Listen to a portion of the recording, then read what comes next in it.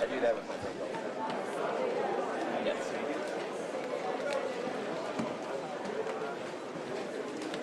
She said. Hey, I'm getting everybody what they need.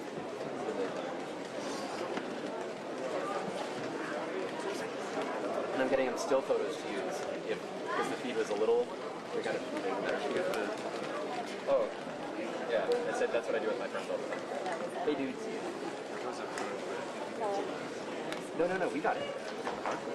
The hug?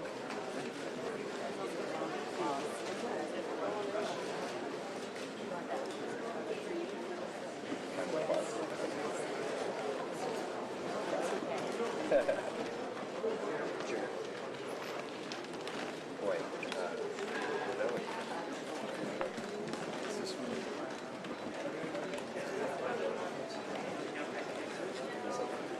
Give me back this one.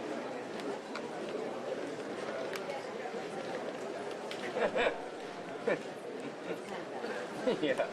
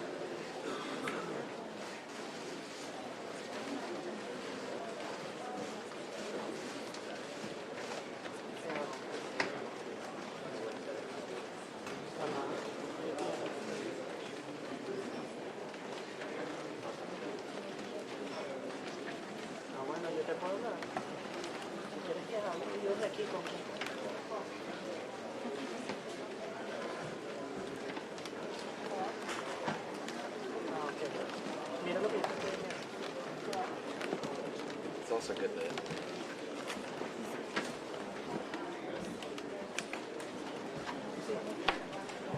that this is happening.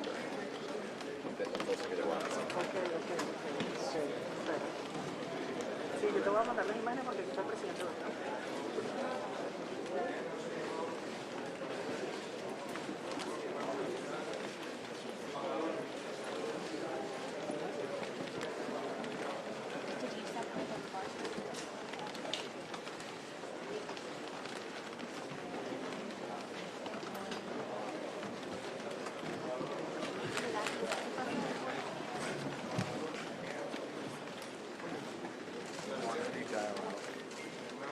How do you dial out? 001.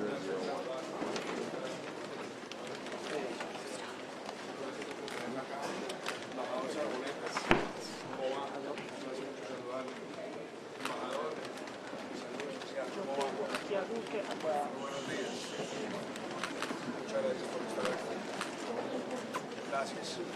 Bienvenidos.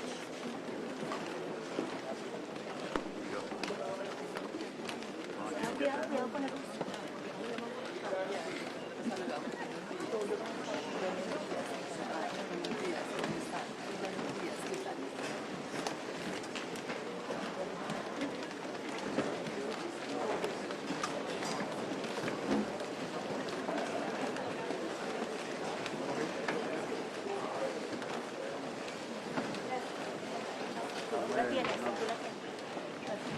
¿Qué la mueve, Juan?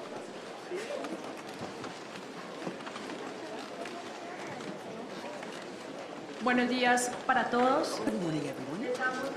We would like to extend a very warm welcome to the 11th meeting of the Ministers of Foreign Affairs of the Lima Group, and we will now continue with the dialogue between the President of the Republic of Colombia, Duque, with the Presidents of Guatemala, Panama, and Venezuela, as well as the Vice Presidents of Brazil and the United States of America. I will now turn the microphone over to the President of the Republic of Colombia, Mr. Duque Marquez.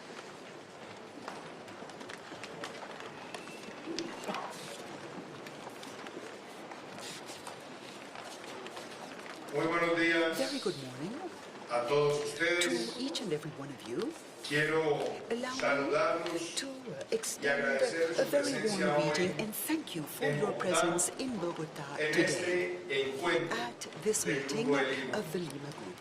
Quiero agradecer I la would also like presencia to hoy thank the presence here del today señor of presidente the de la República President de of the Guatemala, Republic of Jimmy Guatemala, Morales. Mr. Jimmy Morales, Saludar la and presencia also del greet and excelentísimo welcome the señor presence presidente of de His Panamá, Excellency, the Juan President Carlos of Panama, Mr. Juan Carlos Quiero Varela. saludar And la I would presencia also hoy like del to señor vicepresidente welcome de the los Estados presence of the Unidos de U.S. Norteamérica, Mike Vice Pence. President Mr. Quiero Mike saludar Pence, and I también would also la like presencia to del vicepresidente underline the de presence Brasil, of Hamilton Vice Mourão. President of Y Brazil, quiero Hamilton Mourão, expresar and I wish el to profundo express honor de tenerlo the acá, great honor of having here in Bogota joining the Lima Group as a legitimate representative of his people to President Juan Guaido, and I would like to greet him with a show of hands.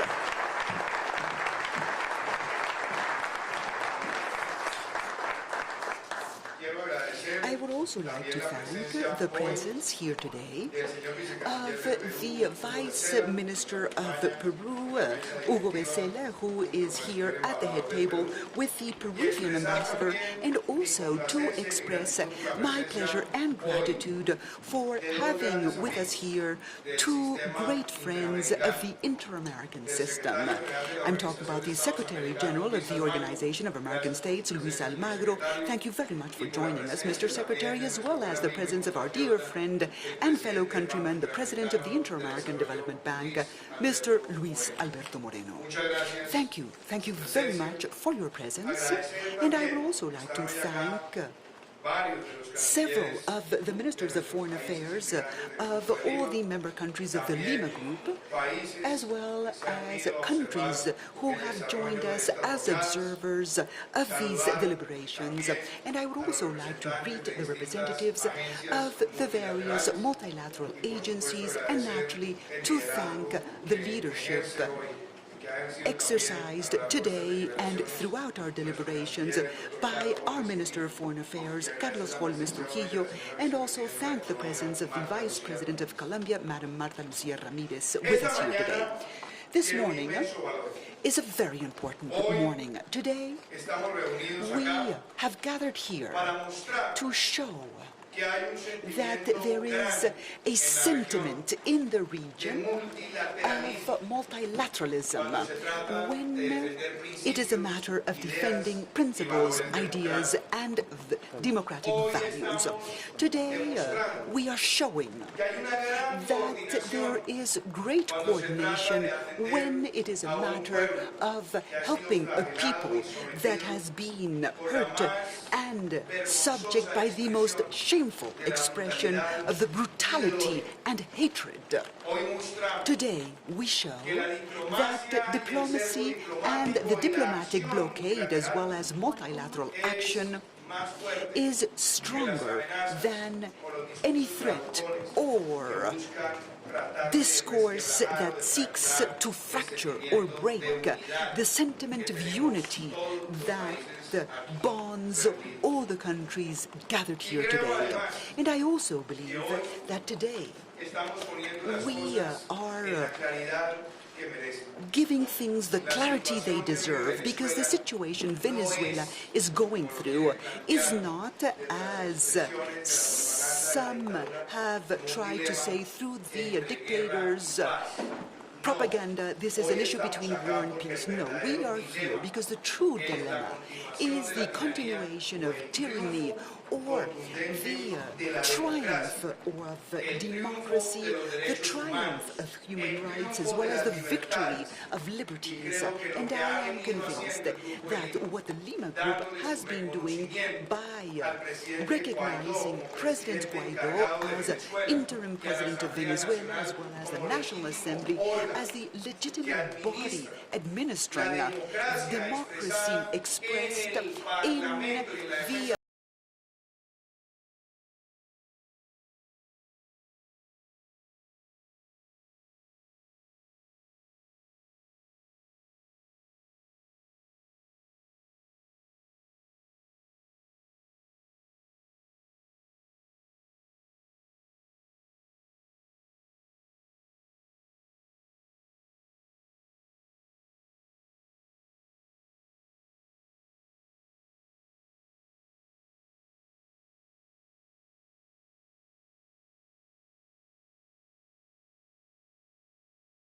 productive apparatus. And what we have seen in Venezuela is the dismantling of free press. And what we've seen is the usurpation of the powers of the people in the head of the National Assembly. And what we've seen is an economic crisis that has turned into a humanitarian crisis, one of the worst ever seen in Latin America and the Caribbean in its recent history. And it activates and has activated or triggered a migration crisis that had never been seen in our continent before. It is an unprecedented migration crisis, and that is why the Lima Group, cognizant of that situation as well as the risks it entails for the region and its security, the behavior of that dictatorship that, on top of everything, has been permissive with terrorism, because there are armed, illegal Colombian groups residing in their territory under the protection of the dictatorship in an open violation of Resolution 1373 issued by the UN Security Council. And this has allowed the group to have the clarity and firmness of calling things by their name and making decisions showing the resoluteness of our work. A year ago, the dictatorship felt that it could do as it pleased, and with the protection of the international community. Now the work of the Lima Group, as well as the support of the countries of the hemisphere, as well as the support of the United States of America, Canada, Central America, South America, and the vast majority of the countries of the hemisphere, and more recently, the decisions adopted by the EU recognizing President Guaidó and the National Assembly, and most recently by Asian countries such as Japan and today Korea, shows that the road for the institutional reconstruction has isolated the dictator, and the isolation of the dictator is the very first step to reinstate the institutional framework, thus opening the road to democracy. What we have witnessed is the most effective diplomatic blockade ever known in our hemisphere. What we've accomplished is that today we not only have the Lima Group and the vast majority of countries taking a stand individually, but also seeing the leadership of the Secretary General of the OAS doing what he has to do, as is the case with the President of the IDB. And today, we can say very clearly that this meeting has to serve so that this blockade is even more powerful and effective and will allow for the quick transition that the people of Venezuela are clamoring for. Colombia welcomes you with great pleasure, and today Colombia also wants to express that in our territory we have seen firsthand and lived firsthand this humanitarian refugee crisis. Over 1.2 million Venezuelan brothers and sisters have come to our country, and we have received them with our commitment and with a feeling of brotherhood. We know we have all sorts of challenges, fiscal and social, but we've shown the world that we understand the scourge that our brothers and sisters are living in. That is why we have welcomed them with the best of wills and determination. And we've also seen how people have arrived in Colombia cold to their bones, hungry, looking for a daily meal, requesting health and education services, and we've seen that in Colombia we have felt the world's assistance and aid in favor of all these people. All this, my dear friends, to say that Colombia doesn't only have a humanitarian criteria to service and help migrants, but we have told the Lima Group that we want humanitarian aid from their countries to arrive in our country, where we can collect all that aid and also facilitate all the logistics that will assure that all this humanitarian aid will arrive in Venezuela. That has been our attitude, and it ought to be our attitude as a neighboring country. And I would also like to thank Brazil, because in your country you have also promoted the arrival of all that aid, and regretfully Italy last February 23rd. This weekend that just elapsed, we saw the cruelty of the dictatorship in the border areas with Brazil, assassinated indigenous people, and how they resorted to violence to prevent the vessels that sailed from Puerto Rico and with humanitarian aid, and how after they saw the Venezuelan brothers receive their aid so that they in their trucks would bring them to Venezuela, and were cruelly attacked by these armed circles of the Venezuelan dictatorship, shooting against its own fellow countrymen and women, plus torching and burning all the humanitarian aid that sought to bring food to those who are hungry and medications to those who need it to preserve their life. Those barbaric acts were seen by the entire world, live and direct, in my view, represent the seal of the moral defeat and the diplomatic defeat of the Venezuelan dictatorship. And this is something that has to be condemned by us today. Because we cannot accept, it cannot be that they resort to brutality so that more people in Venezuela die of hunger, or simply because they don't have the medicine they need for basic treatment. And these things give great pain in our hearts, but there are other scenes that are a light of hope.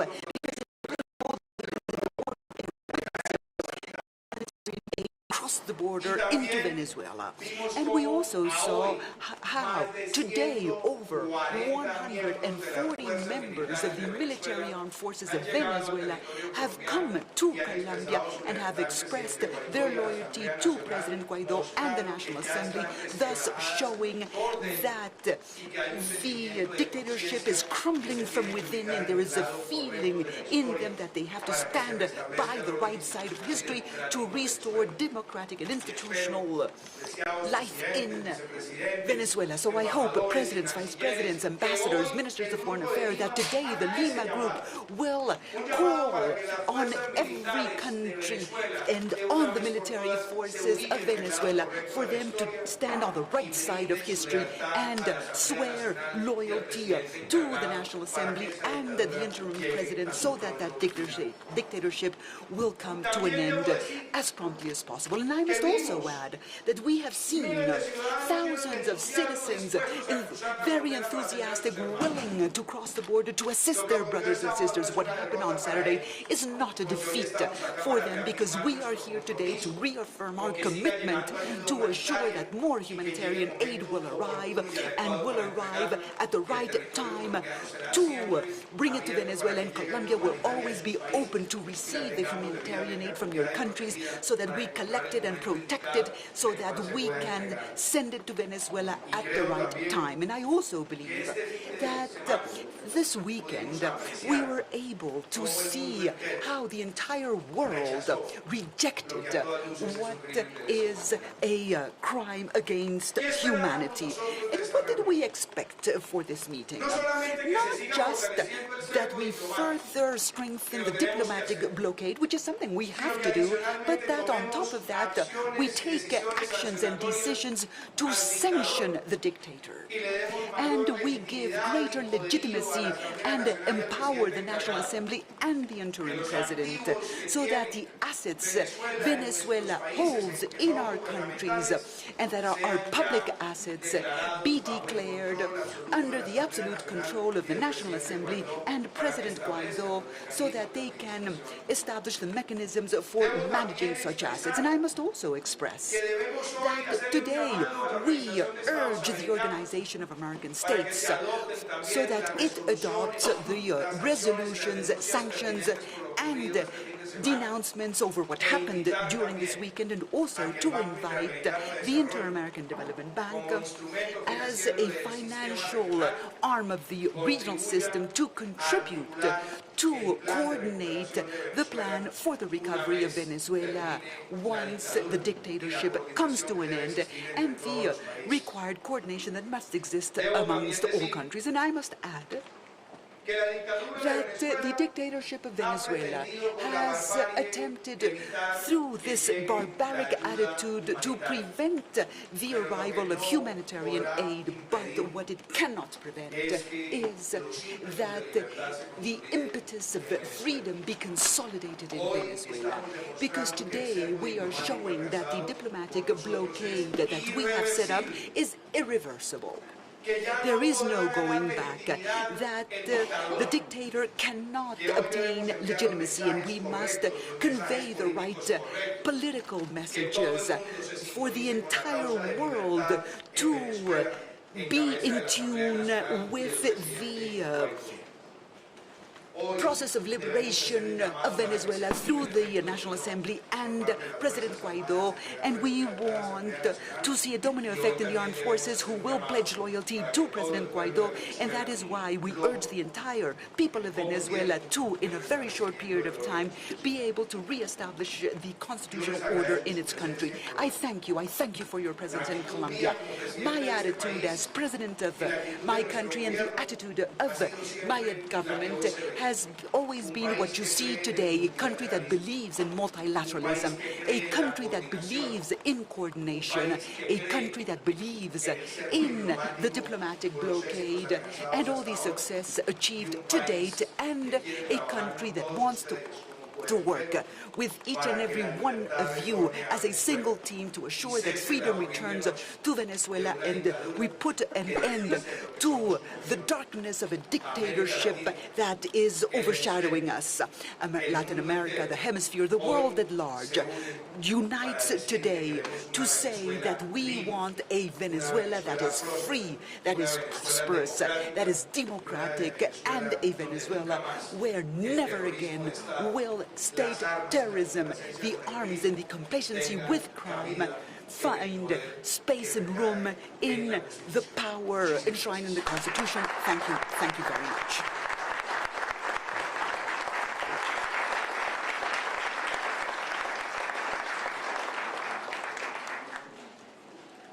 Agradecemos al señor. We thank the President of the Republic of Colombia, Mr. Iván Duque Márquez, and we now call on the interim President of the Republic of Venezuela, Juan Guaido.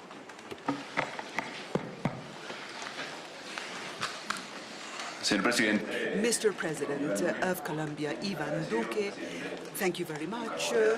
President Juan Guaido, Vice President Mike Pence, President Morales, Vice President and my dear friend Urao, Minister of Foreign Affairs, Secretary General of the OAS, present here, my deep felt gratitude to all the ambassadors and ministers of foreign affairs for their support of the Venezuelan democratic cause.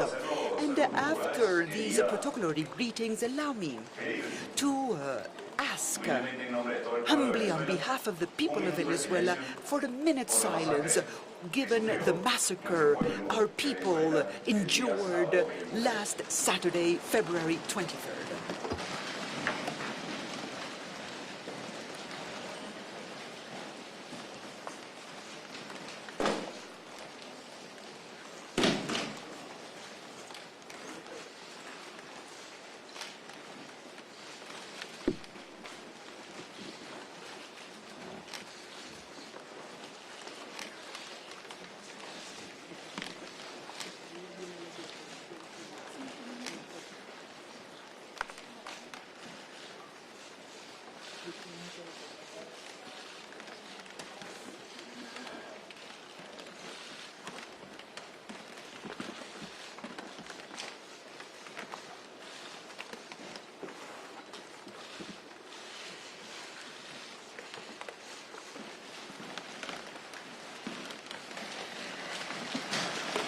que ese minuto reconfort. And hopefully this minute's silence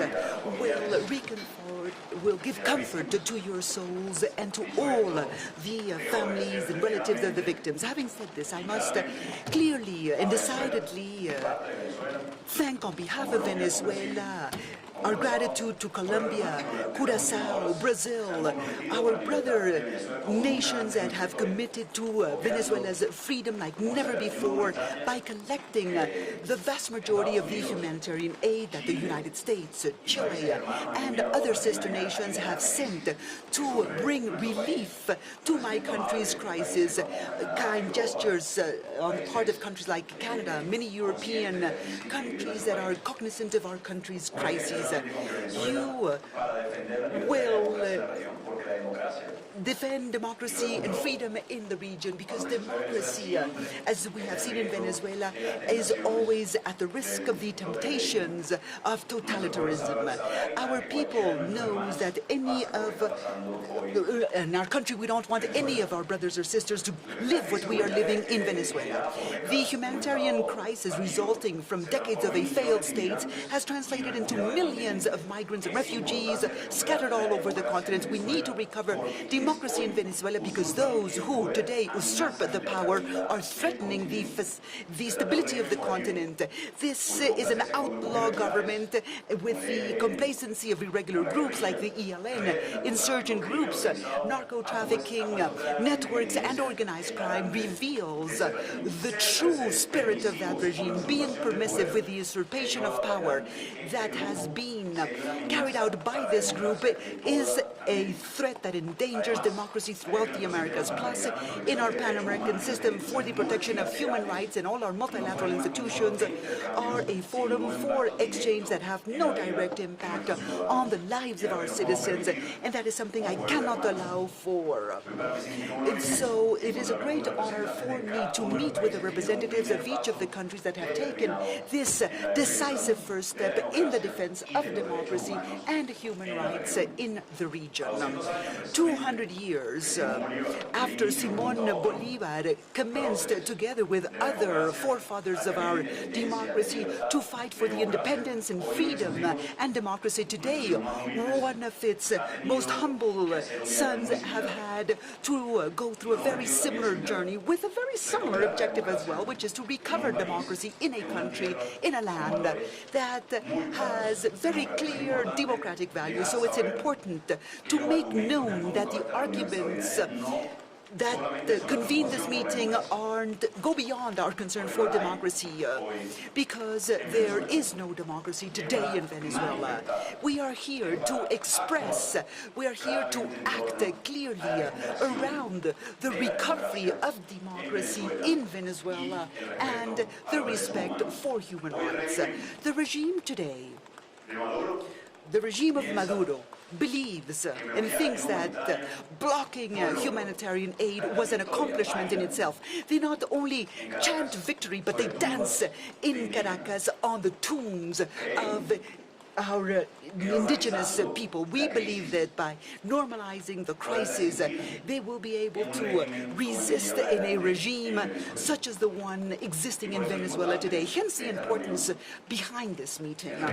The regime of the person usurpating powers in Venezuela must know that this is an effort to save lives in Venezuela, and that the pressure exercised by the diplomatic blockade that my brother President Duque was commenting is only just beginning, that the pressure to rebuild democracy and freedom and liberty is only just commencing in a region that is decided, willing to do everything in its power to recover essential fundamental values. It's not a dilemma between democracy or dictatorship. It is democracy that must prevail. They have tried to present it as a dilemma between peace and war. There is no dilemma between peace and war. Peace must prevail. The protection of citizens must prevail. The dilemma is between democracy and dictatorship, between massacres and saving lives. The dilemma is between exerting political decided pressure or permitting massacres such as the one going on in Venezuela today. We would have saved ourselves from this painful moment if back in 2015 the attack against the National Assembly, on that occasion, we most likely didn't do enough. And today we can. Today we can move decidedly forward. We have knocked on doors. If, for example, we had the referendum of 2016 had set a road, a pathway, if the 2017 dialogue had been respected, today the cost is not put up by a certain people who is claiming for its freedom because millions of Venezuelans are asking for humanitarian aid. Today the cost is a regime who decided to use its last line of defense because there's already we already see the desertion of many of our military. This regime used prisoners, used the armed collectives as urban militias to massacre an entire population. It's Maduro who is usurping the functions and who has implied a very high cost on a peaceful transition in Venezuela that would lead us to the cessation of the usurpation, to a transition government, and then to elections that are truly free elections in my country. Nonetheless,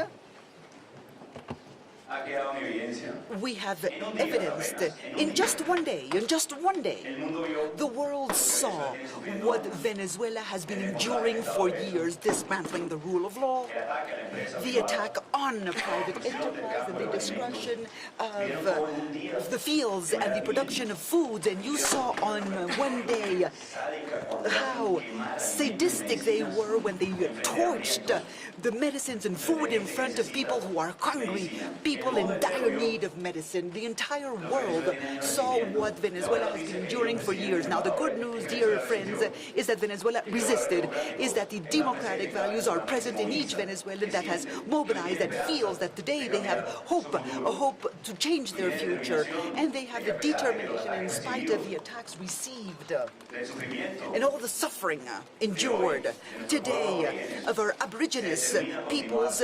They are decided to continue, and that is why we are here today in Bogota.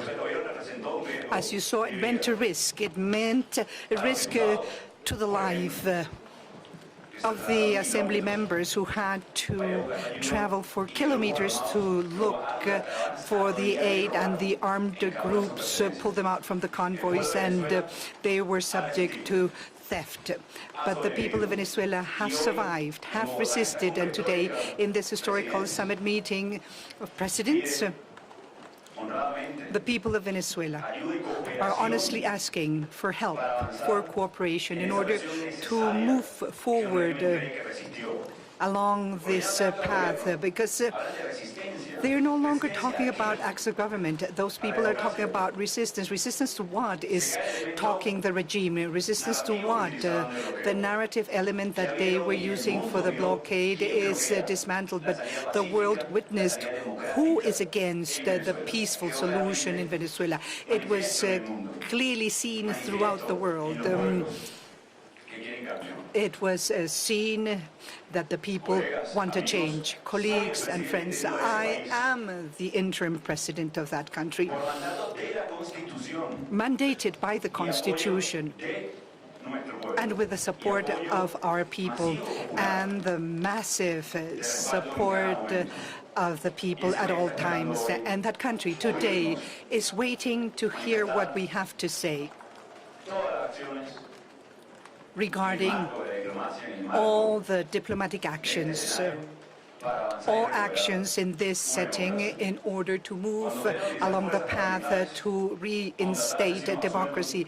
When killers, when sharpshooters are hired, that's the time to act. A regime that turns the borders in a lawless area where the workers becomes refugees, where it insists to say to its accomplices that they don't need to worry because nobody will react. That is a regime that maintains a regime that kills politicians like Fernando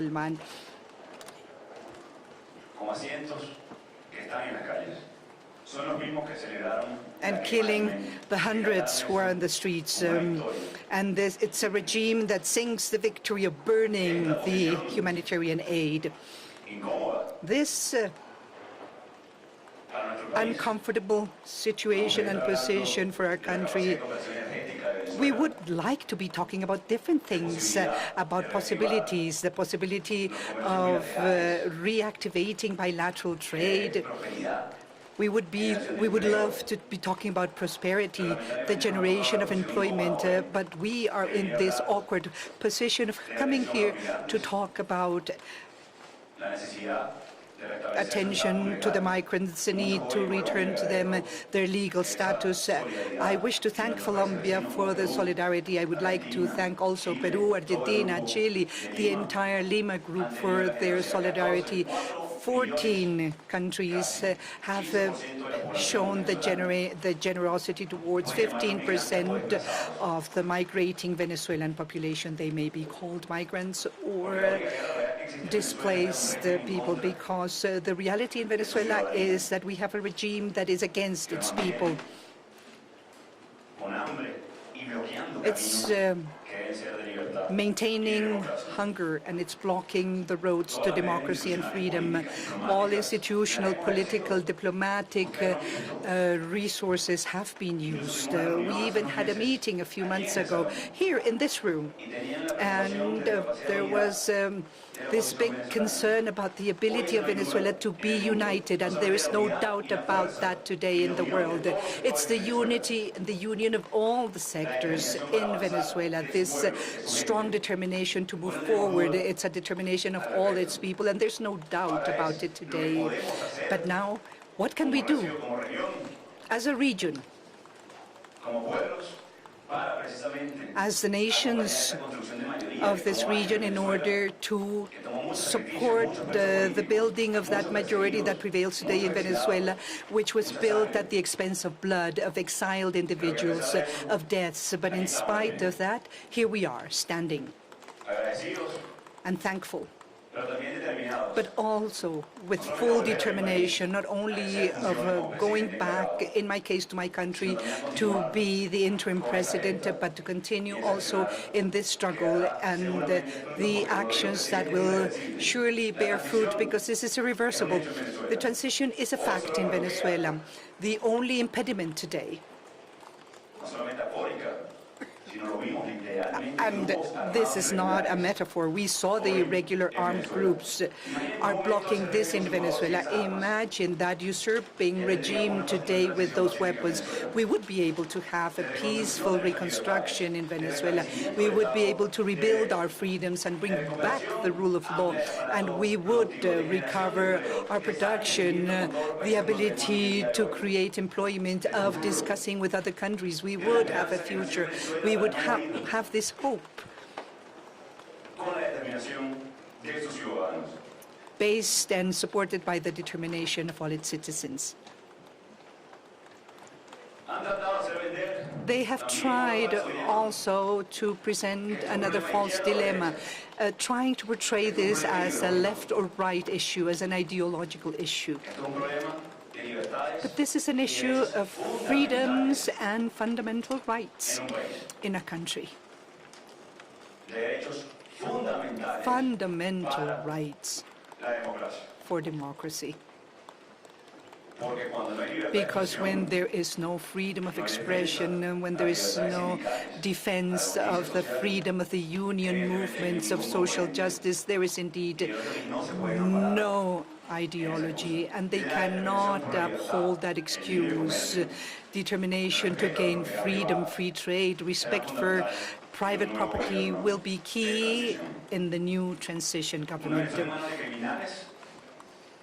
A regime which is in the hands of criminals can only be a risk for the region. Today, my country is regrettably the sanctuary of terrorists. A month ago, we saw an attempt in our sister nation, and the material actor member of the ELN was freely roaming Venezuela using our gold. following the worst ecologic crime in the region, which is the illegal mining and all that they are doing to buy weapons. That is something that also needs to be shown to the world. So today we need to find a way to solve this crisis. We are actively and determinedly and constitutionally looking for a solution to this crisis. We have built capabilities over a short period of time in 2019. Social mobilization, unity of all the stakeholders, not only in the opposition, I need to say this, because you have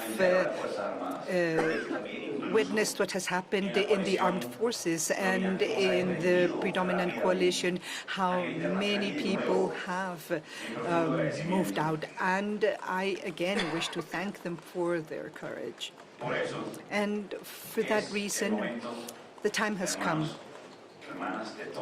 Brothers and sisters of this region, it is our time now to continue to act proactively and to continue to build those capabilities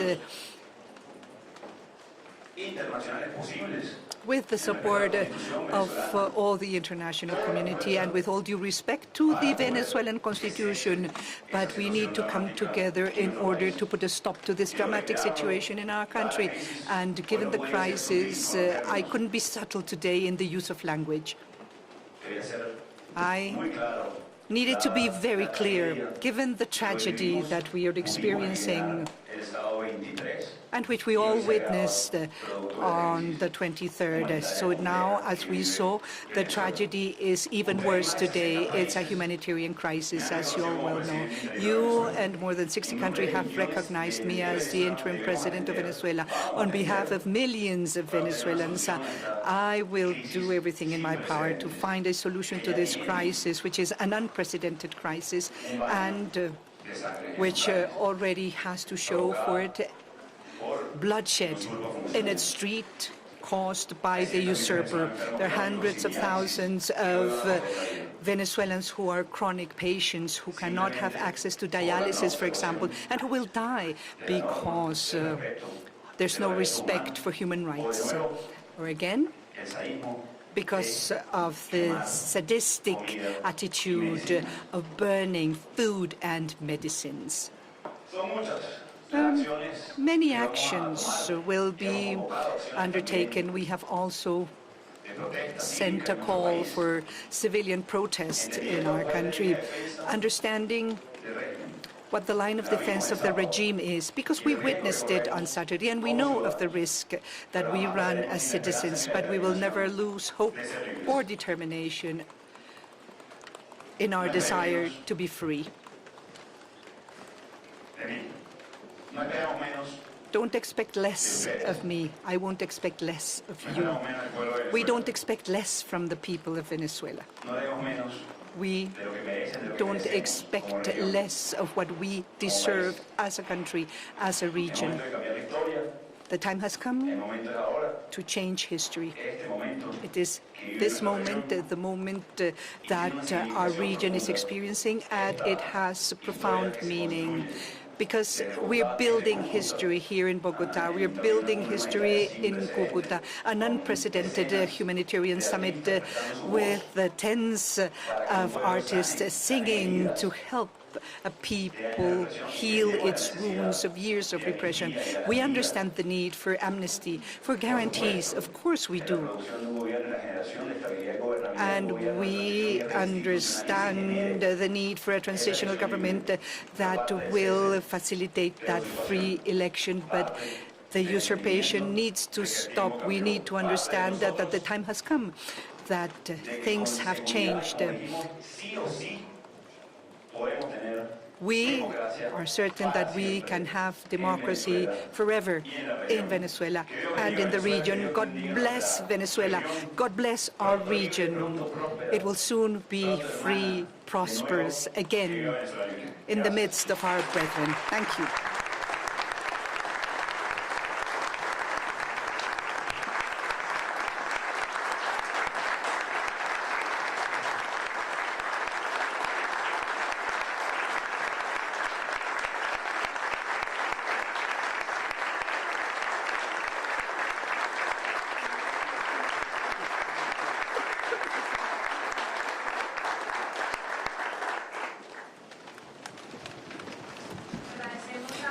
wish to thank the President of Venezuela, and we call upon the Vice President of the United States of America, Mr. Mike Pence.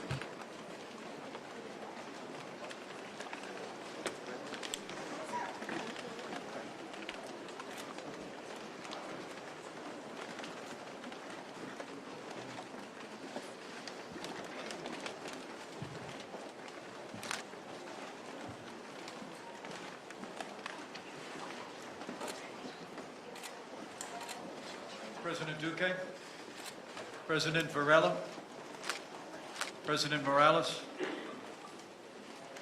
and especially the interim President of the Bolivarian Republic of Venezuela, President Juan Guaido. Vice President Morrow, Your Excellencies, it's an honor to address this gathering today at a momentous hour for the people of Venezuela and for the progress of freedom in this hemisphere. Before I begin, allow me to bring greetings from a great champion of freedom, of liberty in Venezuela and across this hemisphere. I bring greetings from the 45th President of the United States of America, President Donald Trump.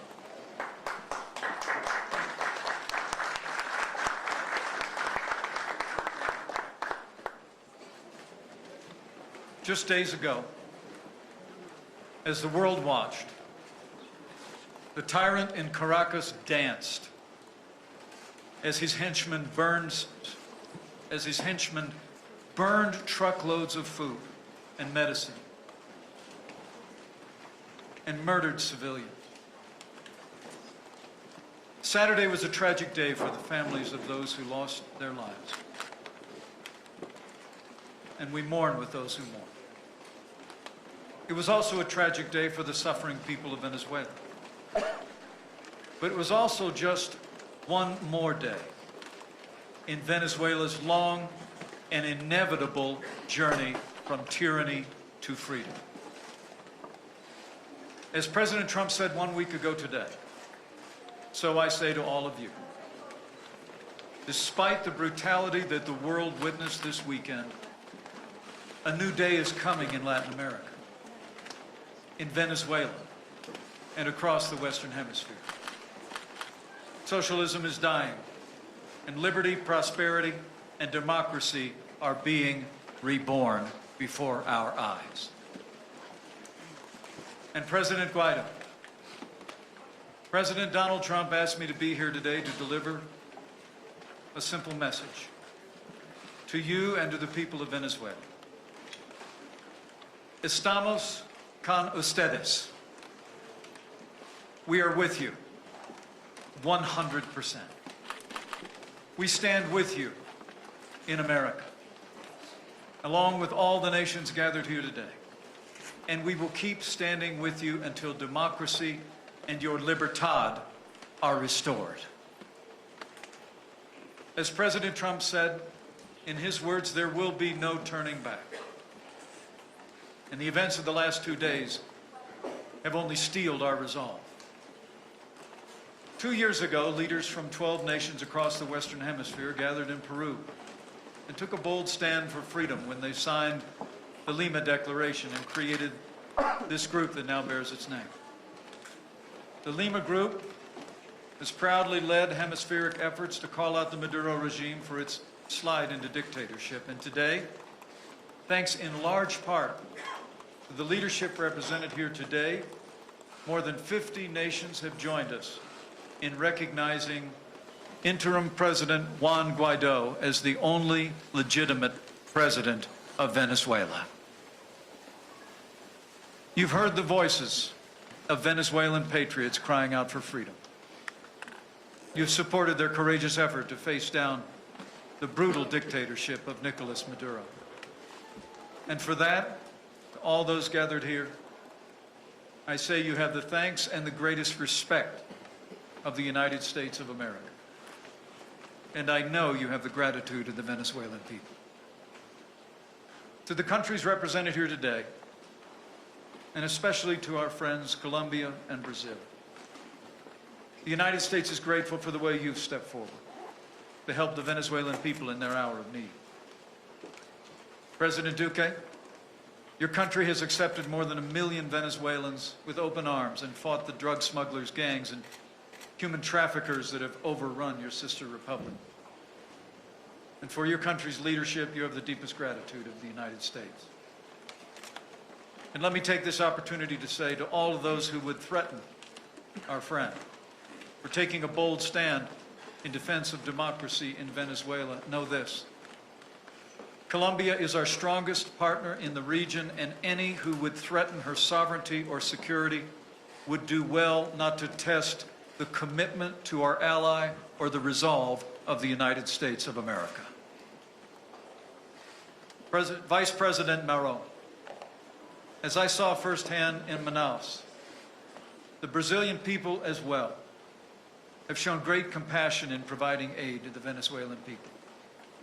And that compassion was again on display this weekend in the midst of the tragic events that unfolded before the eyes of the world. And you have our thanks. But what brings us together today is the recognition by all the nations gathered here that Nicolas Maduro is a usurper with no legitimate claim to power. And Nicolas Maduro must go.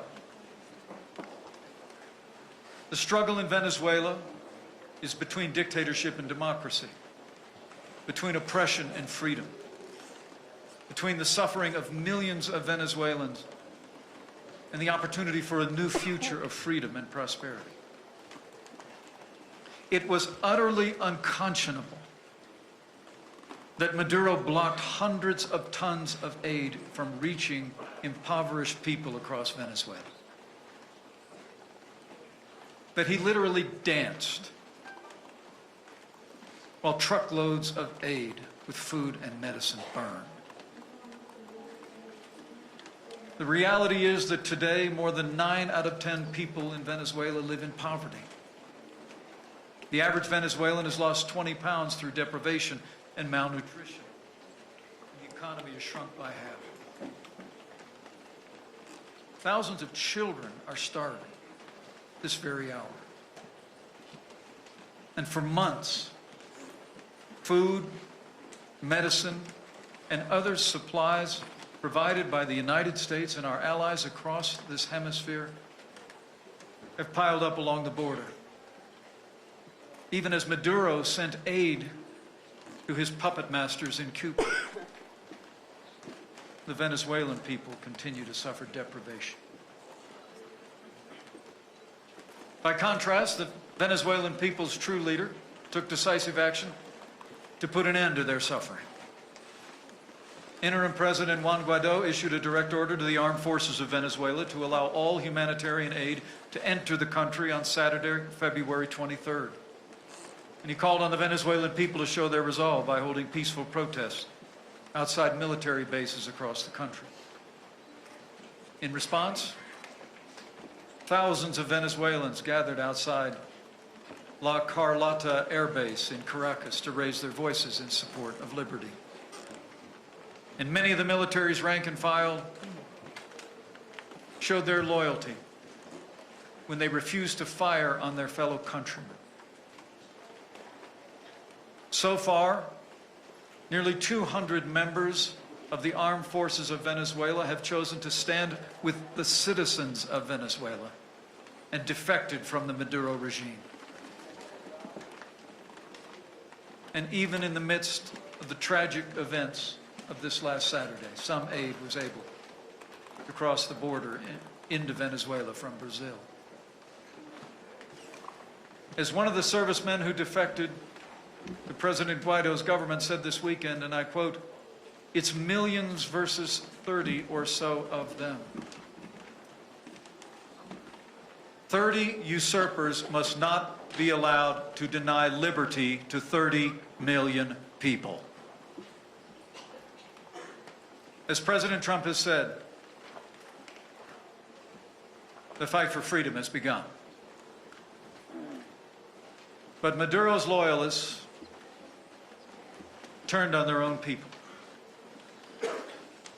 As the world watched, they set fire to trucks loaded with food and medicine desperately needed by the Venezuelan people. Cuban-trained thugs in ski masks, known as colectivos, went roaming about border towns, shooting randomly at innocent civilians. More than 300 people were injured, and at least 5 Venezuelans lost their lives, including members of the Himonas indigenous tribe. What we've seen in the last 2 days wasn't a bold stroke by a triumphant leader. It was the desperate act of a tyrant clinging to power with violence and intimidation. Since day one of this administration, I'm pleased to report that the United States has recognized the threat that Nicolas Maduro posed to the Venezuelan people and to nations across the region, including ours. And our administration has taken decisive action to stand with the people of Venezuela as they seek to reclaim their freedom.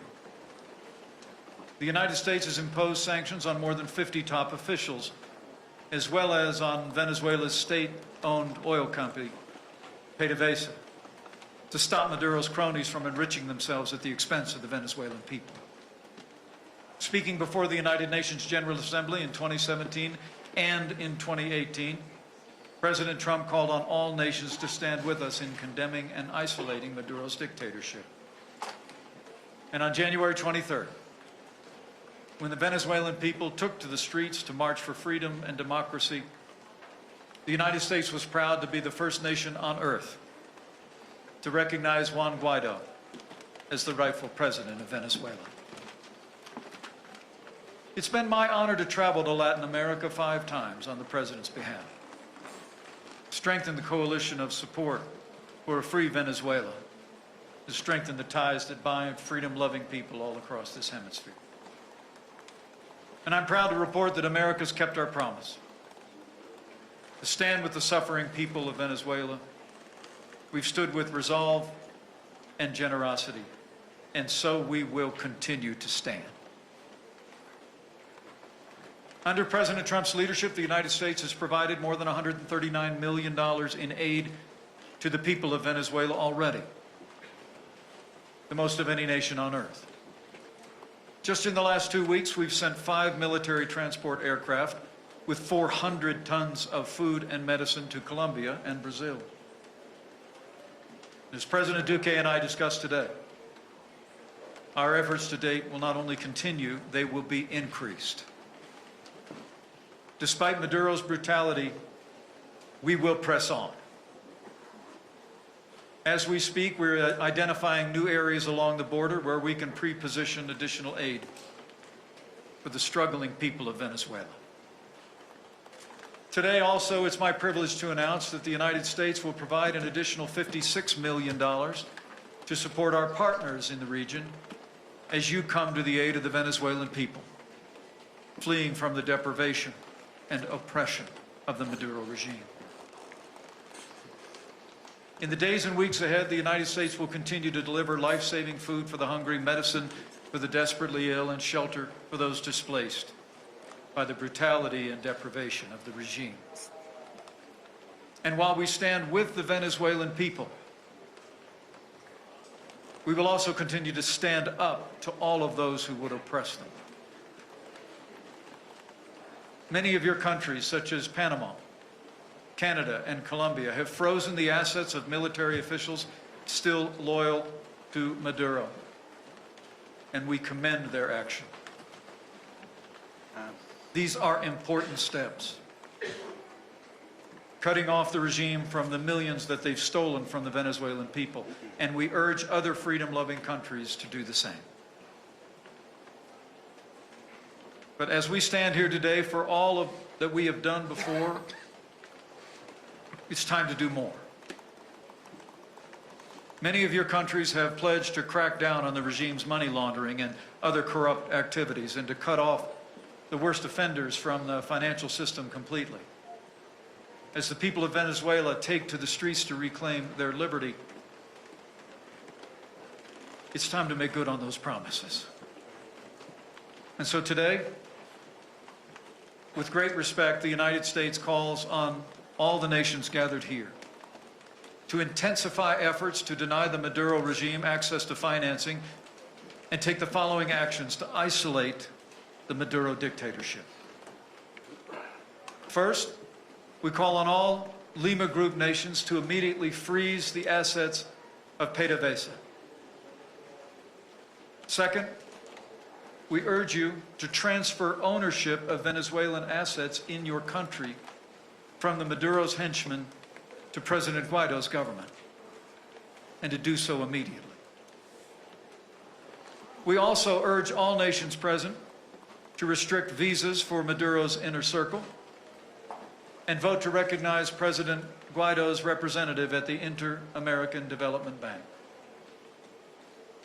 These are important steps that the members of the Lima Group should endorse today and your nation should implement tomorrow. It's time. And to support you in these efforts, at President Trump's direction, effective today, the United States will impose additional sanctions on regime officials, including 3 border state governors implicated in last weekend's violence and a member of Maduro's inner circle. These men work to block aid for people in need and suppress peaceful protests, while their tyrant danced in Caracas. Their actions will not go unpunished. In the days ahead as well, the United States will announce even stronger sanctions on the regime's corrupt financial networks. We will work with all of you to find every last dollar that they've stolen and work to return it to the Venezuelan people. As we continue to bring economic and diplomatic pressure to bear on the Maduro regime, we hope for a peaceful transition to democracy. But as President Trump has made clear, all options are on the table.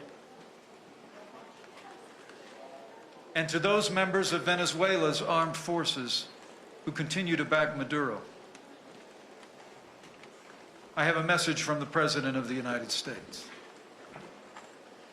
In words he first spoke 1 week ago, I say to the members of Venezuela's armed forces, you can choose to accept President Guaidó's generous offer of amnesty, to live your life in peace with your families and your countrymen. But if you choose the other path, continuing to support Maduro, you ultimately will be held accountable. And as the President said 1 week ago, to those same military, you will find no safe harbor, no easy exit, no way out. You will lose everything. President Guaidó does not seek retribution against you. But to be clear, neither does the United States of America.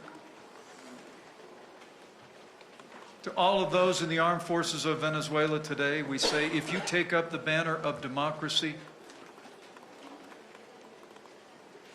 President Guaidó's government and the United States government will welcome your support and grant relief from the sanctions that have been placed. Now, we know that what's holding many of you back is not loyalty to Maduro, but fear. Fear for your families, whom Cuban-trained secret police have kept under constant surveillance. But the truth is, after years of oppression and poverty, after this weekend's unspeakable brutality, Maduro's regime grows weaker by the day. So again, to those members of the Venezuelan armed forces, for yourselves, for your families, for your country, we say, make the right choice. Accept President Guaido's sincere offer of amnesty and an inclusive transition to democracy. As President Trump said last week, now is the time for all Venezuelan patriots to act together as one united people. And so it is. And to the leaders around the world, we also say, it's time. There can be no bystanders in Venezuela's struggle for freedom.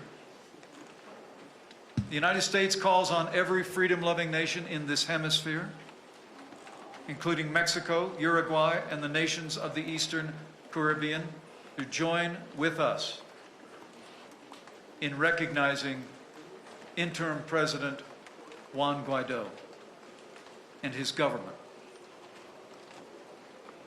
And join us by stepping forward to support the Venezuelan people's struggle to reclaim their libertad. And to those nations that have been supporting the Maduro regime, in the wake of the brutality that the world witnessed this weekend, we urge you to reconsider. Reconsider your support for the tyrant. Join nations around the world. Stand with the Venezuelan people. Withdraw your support for the Maduro regime.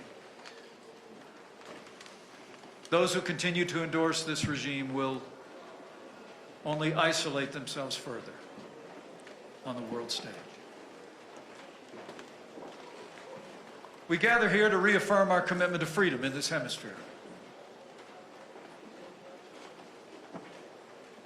And as President Trump said, the people of Venezuela are standing up for freedom and democracy, and the United States of America is standing right by their side.